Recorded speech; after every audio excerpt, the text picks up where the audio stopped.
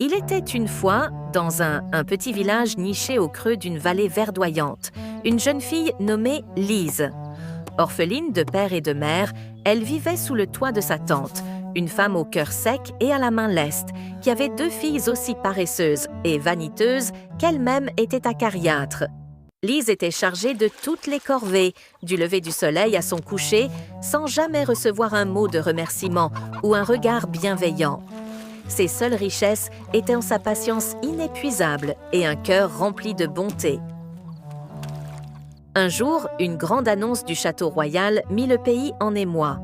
Le vieux roi promettait une bourse pleine d'or et sa reconnaissance éternelle à quiconque lui apporterait une fleur de lune, une plante rare qui ne poussait qu'au sommet du mont silencieux, une montagne escarpée et périlleuse. La tante et ses filles rêvèrent aussitôt de la récompense, mais l'idée de l'effort les rebuta. « Lise, ordonna la tante, tu iras cueillir cette fleur pour nous et ne reviens pas les mains vides. » Le cœur lourd mais résolu, Lise prépara un petit baluchon avec un quignon de pain dur et une gourde d'eau. Puis elle se mit en route.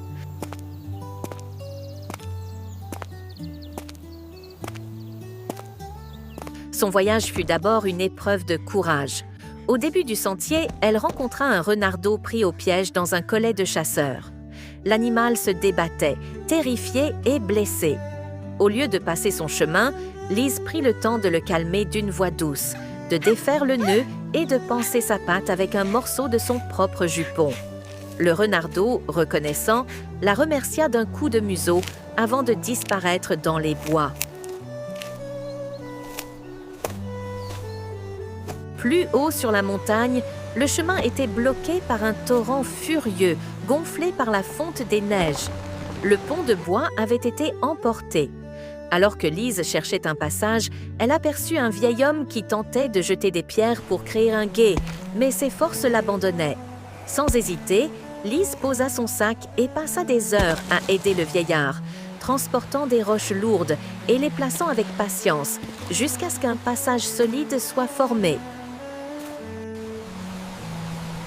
Pour la remercier, le vieil homme lui offrit une simple pierre plate et grise. « Garde-la », lui dit-il. « La patience construit des ponts là où la hâte ne voit que des obstacles. » Enfin, parvenue près du sommet, épuisée et glacée par le vent, Lise arriva devant une paroi rocheuse qui semblait infranchissable.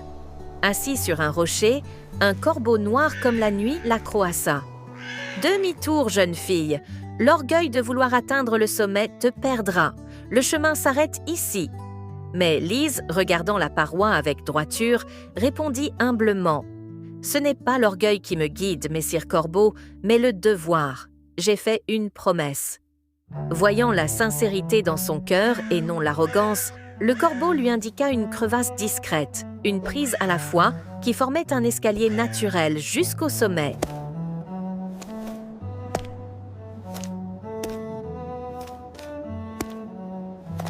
Au sommet, baignée d'une lumière douce, une seule fleur de lune brillait.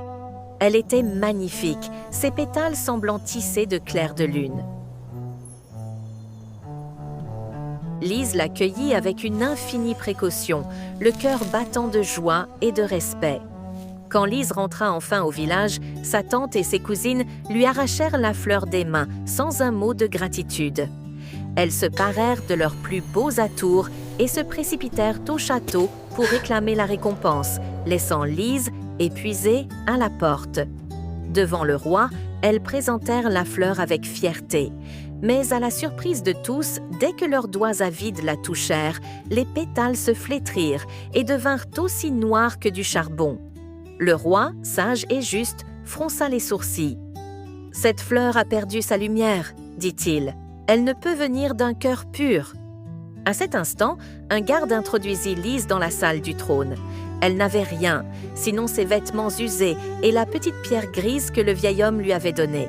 Mais au moment où elle entra, la pierre dans sa poche se mit à briller d'une douce lueur, et la fleur noircie dans les mains de ses cousines retrouva son éclat argenté, plus vif encore qu'auparavant.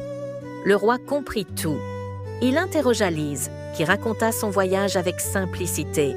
Le renardeau qu'elle avait sauvé, le vieil homme qu'elle avait aidé et les paroles du corbeau.